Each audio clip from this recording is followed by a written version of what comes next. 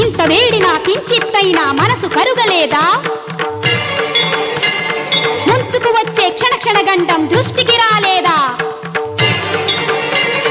నమ్మి కొలిచిన చేరి మ్రొక్కిన ఆ పన్నను నన్నాదుకొమ్మని అలిసే వరకు నిన్నర్థించిన ఉలకక పలకక నువ్వుంటే ఊరుకుందుననుకున్నావా?